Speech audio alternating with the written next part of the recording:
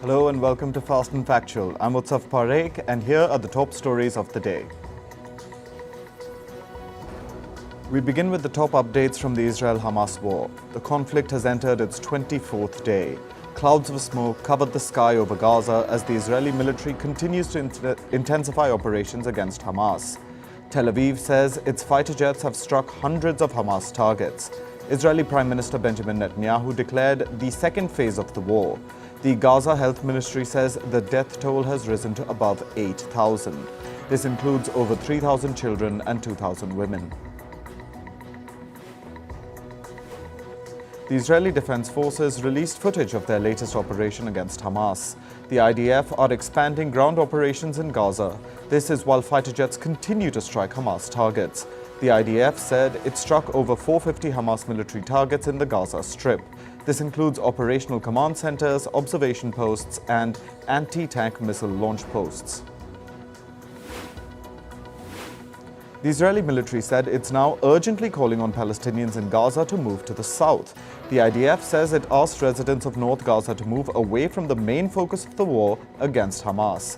An Israeli army spokesperson added that the number of people confirmed to be held hostage in Gaza has risen to 239. Hamas's military wing released a video. It allegedly shows a rocket attack on an Israeli armored vehicle at the Gaza border. The video purportedly shows a convoy of Israeli armored vehicles driving down the road and a vehicle being hit by a rocket following a fireball and a thick cloud of smoke. Meanwhile, the Israeli military says it also carried out strikes on military infrastructure in Syria. The Israeli Defense Forces say they were responding to launches from Syria towards Israeli territory. Concerns of a wider conflict in West Asia have risen in recent days. The US is dispatching more military assets to the region. US President Joe Biden called Israel's PM Netanyahu to discuss the ongoing developments in Gaza. The White House stated that Biden reaffirmed Israel's right to protect its citizens, but emphasized on the need to locate and secure the release of hostages. Biden also stressed on the need to enhance the delivery of humanitarian aid in Gaza. Another 33 trucks carrying humanitarian aid and essential supplies were allowed to pass into Gaza from Egypt. This is the largest convoy of aid to cross into Gaza since the beginning of Israel's war against Hamas. But humanitarian workers say that it still falls short of what Gaza needs. According to UN officials, the trucks contained beds, food, medicinal and hygiene supplies. Around 170 trucks have made it across the Egypt-Gaza Rafah crossing since the war began. Meanwhile, thousands of Gaza residents broke into the warehouses and distribution centers of the United Nations Palestinian Refugee Agency. They were seen grabbing flour and other basic survival items. Gaza residents were seen carrying boxes and bags of food aid outside the warehouses. The UN agency says its ability to help people in Gaza has been completely stretched. It says Israeli airstrikes have killed over 50 of its staff. Pro-Palestinian demonstrators stormed an airport runway in southern Russia. This was in Russia's southern Dagestan region.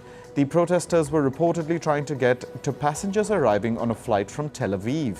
The protesters allegedly chanted anti-Semitic slogans and denounced Israeli actions in Gaza. Russian authorities said all aircraft bound for the airport were diverted. Hundreds of protesters took to the streets of Toronto in Canada. They gathered outside the US Consulate General and demanded a ceasefire in Gaza. They also called for an end to American and Canadian funding of what they called Israel's genocide. In other news, top Russian and Chinese military officials seem to be taking swipes at the US.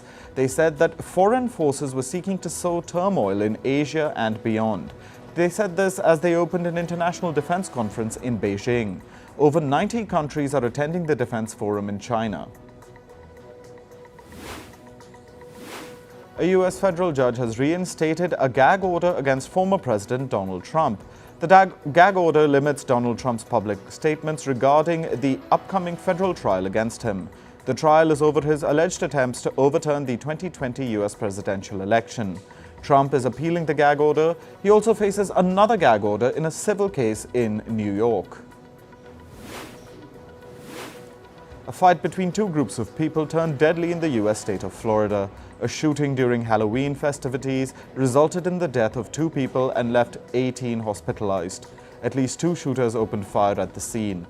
1 suspect is in custody and a hunt is on for at least 1 more person.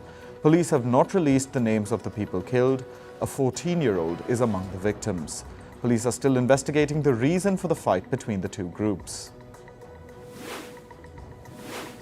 In another shooting incident in the US, at least 4 people were shot near Georgia State University's Atlanta campus. Authorities say 3 of the victims were in stable condition and 1 was critical. They did not reveal whether they had arrested anyone or identified any suspects. Georgia University officials pledged to increase patrols in the area and work with the police to secure the campus. The US has stopped issuing export licenses for most civilian firearms and ammunition for 90 days. This is for all non-governmental exporters. The US Commerce Department cited national security and foreign policy interests as the reason for its decision. It added that it would assess the risks of firearms being diverted to entities or activities that promote regional instability, violate human rights, or fuel criminal activities. French President Emmanuel Macron has promised to enshrine a woman's right to abortion in the French constitution by next year. Macron said his government would submit a draft text to France's highest administrative court over the coming week. The move comes after a rise in abortion restrictions in other countries recently. German Chancellor Olaf Scholz said Berlin was willing to invest in gas and critical minerals in Nigeria. Nigeria is Africa's largest oil producer. The German Chancellor is on a 2-nation visit to West Africa. He will visit Ghana after Nigeria. This is Scholz's 3rd visit to the region in 2 years, highlighting West Africa's growing importance. A free trade deal between the European Union and Australia has collapsed despite early optimism. Canberra says it could take years until negotiations resume. The talks had been ongoing since 2018. They were stuck over market access for Australian animal products such as beef. Australia said EU negotiators had refused to budge during the latest round of talks. Turkey marked the 100th anniversary of the formation of the Turkish Republic with a massive military parade. Hundreds of troops, tanks and other vehicles marched down an avenue in Istanbul. A procession of military ships also sailed through the Bosphorus Strait, followed by a drone and fireworks show. Turkish President Recep Tayyip Erdogan also paid tribute to modern Turkey's founder Mustafa Kemal Atatürk. At least 13 people died and 40 were injured in a rail accident in the Indian state of Andhra Pradesh. A passenger train overshot a signal and hit another train from behind. India's railway ministry said that a preliminary investigation found that human error had led to the collision. In climate news, UN Secretary-General Antonio Guterres is on a visit to Nepal's capital, Kathmandu. Guterres says that Nepal's glaciers are melting at a record rate. He calls Nepal's climate situation dire and accelerating. Antonio Guterres is on a 4-day visit to Nepal. Farmers in the US states of Colorado and New Mexico had a hard time harvesting pumpkins this year. They relied on dwindling groundwater for irrigation amid an ongoing drought. Pumpkins are a big part of the American festival of Halloween. The drought has affected both the harvest of pumpkins and small gourds in the US. Residents of the Mexican city of Acapulco are struggling to get drinking water. This is after Hurricane Otis hit the region 4 days ago. Acapulco residents have also criticized the Mexican government for their lack of help. Heavy industries in France are taking steps to catch up with the pollution they cause. A technology called CryoCap has been developed to cool down gases and turn them into liquids. The Dunkirk region in France generates the most carbon dioxide in the country. Industries there now plan to have mini factories to capture the carbon emissions. The debate over carbon credits will be heard again in the UN's climate talks next month. Corporations buy carbon credits to offset the cost of their pollution and appear carbon neutral. Several scientific studies are questioning the carbon credit system. The 28th annual United Nations climate meeting, called COP28, will be held in Dubai next month. Now on to business and tech news. A hearing to wind up the operations of Chinese property developer Evergrande has been adjourned till December the 4th. The judge has ordered the firm to come up with a revised restructuring proposal before that date. Evergrande had been working on an offshore debt restructuring plan. However, it was thrown off course last month. This was after its founder was put under investigation for suspected criminal activities. Reports say America's United Auto Workers Union has reached a tentative labor deal with Stellantis. It includes a 25% wage hike over a 4.5-year contract. Meanwhile, the union leaders have also approved a tentative deal with Ford. This includes a pay hike of at least 30% for full-time workers. The UAW has been striking against the Detroit 3 automaker since September 15th. The Detroit 3 automakers include Ford, General Motors and Stellantis. Canadian Workers' Union Unifor has said that more than 8,000 of its members will strike against automaker Stellantis. This comes after the company was unable to reach a tentative agreement before the Sunday deadline. Unifor is asking for a better labour deal that includes higher wages and pensions. Australia's Qantas Airways has filed a defence against a lawsuit brought by the country's competition regulator. The Australian Competition and Consumer Commission sued the carrier in August. It accused the airline of continuing the sale of tickets for flights that were already cancelled. In its defence, Qantas argued that the impacted travellers were put on other flights or reimbursed. German automaker Volkswagen will reportedly cut 2,000 jobs from its software unit, Cariad. The job cuts will take place from 2024 until the end of 2025. This will further delay the launch of its long-awaited new software architectures for Ford and Audi models. Private equity investor Aurelius Group is reportedly in talks to buy beauty chain The Body Shop. This is after the parent company Natura put it up for sale in August this year. If completed, the deal is expected to value the Body Shop at less than $400 million. Sundar Pichai, the CEO of Google and its parent company Alphabet, will testify today. This is in Google's antitrust fight over its dominance in the search engine market. The US government has accused the company of illegally paying about $10 billion annually to companies like Apple and AT&T. This is to remain the default search engine on their devices. Meanwhile, a report says that Google paid $26.3 billion to several companies in 2021. This is to ensure that its search engine was the default on web browsers and mobile phones. According to the report, the amount of payments Google made for the default status has more than tripled since 2014. Social media platform X has rolled out 2 new subscription plans. The first is a Premium Plus tier, which is priced at about $16 per month. This is an ad-free subscription that includes all the tools and features offered by X. The second is a basic tier priced at $3 per month, but it's not ad-free. Meanwhile, Elon Musk has brought a new change to the revenue-sharing system on X. He has said that posts corrected by Community Notes will not be eligible for the program. Community Notes is a crowdsourced fact-checking feature. This is to fight misinformation on the platform. Musk said, and I quote, "The idea is to maximize the incentive for accuracy over sensationalism." Moving on to sports. The ICC Cricket World Cup, India beat defending champions England by 100 runs at Lucknow's Ekana Stadium yesterday. India have picked up their 6th consecutive win in the World Cup. India's bowlers battered England in a brilliant display. India restricted England to just 229 runs in 50 overs. An out-of-form England batting lineup disintegrated under the pressure built by India's pace attack. 2 of India's bowlers turned the new white ball into a weapon of destruction on the pitch. The 2 were Mohammad Shami and Jasprit Bumrah. Shami took 4 wickets for 22 and Bumrah bagged 3 for 34. We'll stay with Mohammad Shami for a bit longer. The pacer produced arguably the best spell of the tournament by any bowler so far. England were 2 wickets down when Ben Stokes came to the crease. Shami had Ben Stokes in his sights for most of his opening 2 overs. All 10 deliveries that the England legend faced were against Shami, and Stokes finally succumbed to a 10-ball duck after a spellbinding battle.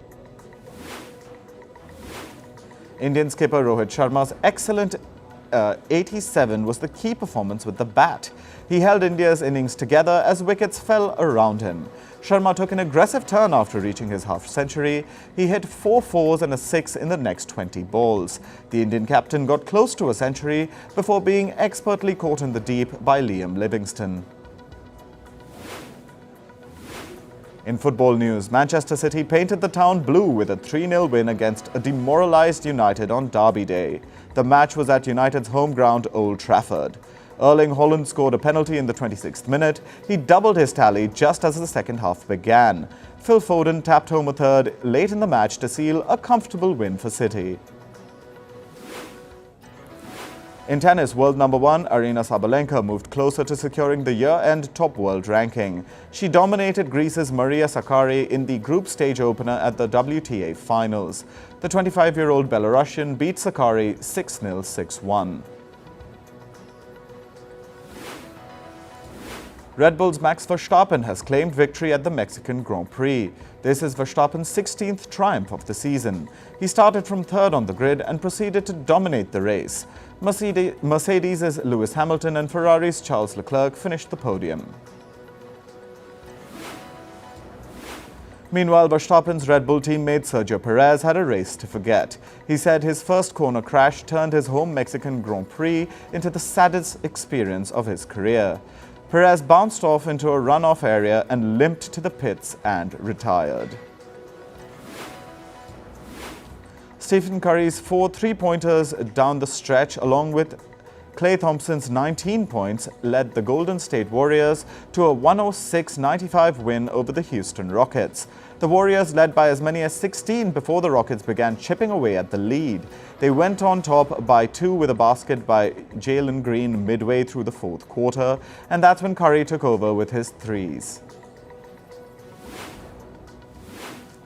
Defending NBA champion Denver Nuggets showed the young Oklahoma City Thunder just how much work they have ahead. Nikola Jokic had 28 points and 14 rebounds to help the Nuggets roll past the Thunder 128-95 for their 3rd straight win to top the season. Michael Porter Jr. had 20 points and 9 rebounds, and Jamal Murray added 19 points and 8 assists for the Nuggets, who shot 60.2% from the field. In entertainment news, the negotiation meetings between Hollywood Actors Union and studios continue. Both the parties worked throughout the weekend aiming to reach a deal. Reports have revealed that the talks are going productively. They are scheduled to have a meeting later today as well. The Hollywood actors have been on strike since July this year. Matthew Perry, famous for playing Chandler Bing in the American sitcom Friends, passed away on Saturday. The 54-year-old actor allegedly drowned in his bathtub in Los Angeles. His family says they are heartbroken by the tragic loss of their beloved son and brother. Perry's family also said that he brought a lot of joy as an actor and a friend. American rapper Megan Thee Stallion is gearing up to release a single. This comes a week after she settled her years-long lawsuit with her previous label. This will be her first single from her independent label. Stallion's own label is called Hot Girls Production, and her single will be called Cobra. The release date has been slated as the 3rd of November. Singer Taylor Swift became the most streamed artist in a single day after the release of her album 1989. This is according to the music streaming platform Spotify. Swift has made the record of Spotify's most streamed album in a single day. With this, she breaks her own record that she made with her album Midnight in 2021. Singer Britney Spears took to social media to announce that Volume 2 of her memoir is in the works. She deleted the post later, which left her fans confused. Spears also claimed it to be the highest-selling celebrity memoir in history. The pop star's memoir, The Woman in Me, released a few days ago. Her first memoir centers around her life before and after her conservatorship.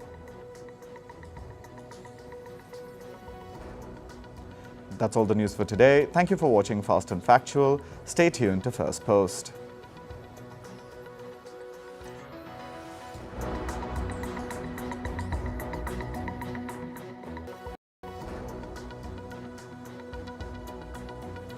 Hello and welcome to